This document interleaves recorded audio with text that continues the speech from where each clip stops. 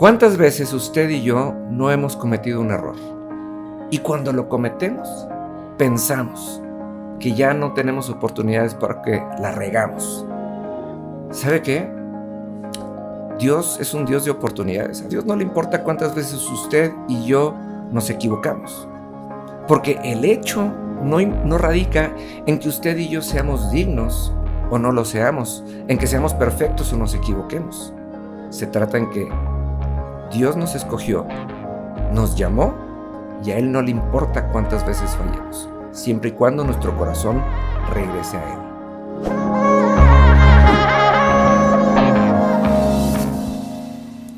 Amados, muy buenos días. Mire, le voy a ser honesto. Yo nunca había sido fan de Marcos o Juan Marcos. Juan Marcos es su nombre real.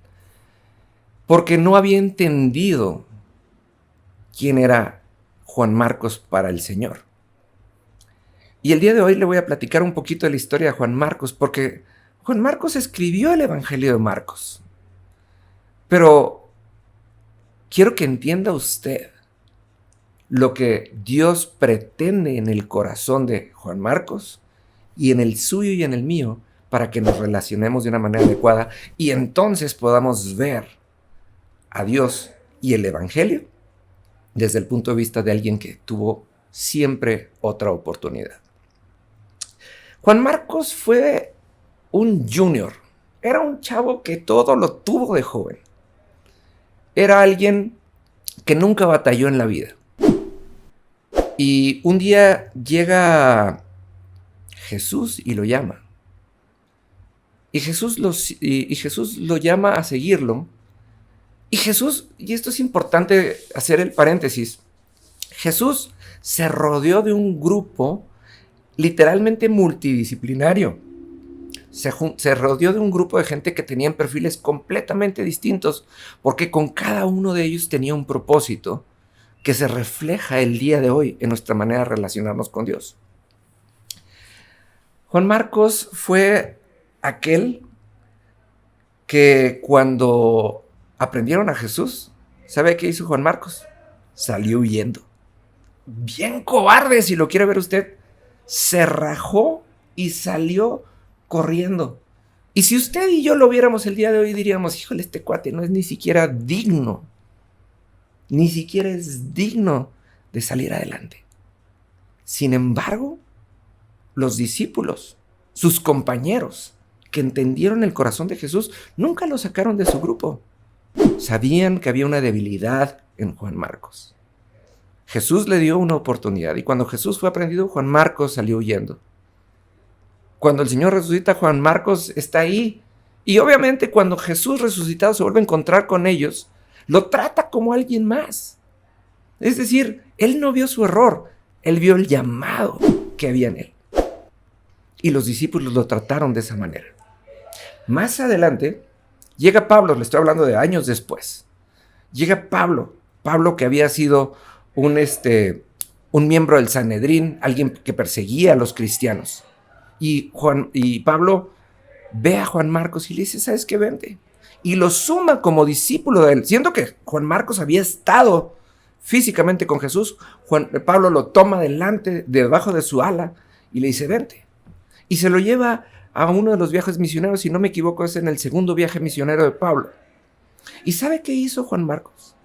A mitad del viaje, cuando vio que las cosas se ponían color de hormiga, se rajó y se fue. ¡Otra vez! Es decir, Juan Marcos era este hombre que no le gustaba batallar y que cuando las cosas se ponían difíciles, le era más fácil salir huyendo. Más adelante, Pedro, el apóstol, se acerca a Juan Marcos, lo toma y lo discipula, ¿sí? Y lo lleva bajo su brazo hasta formarlo con un hombre.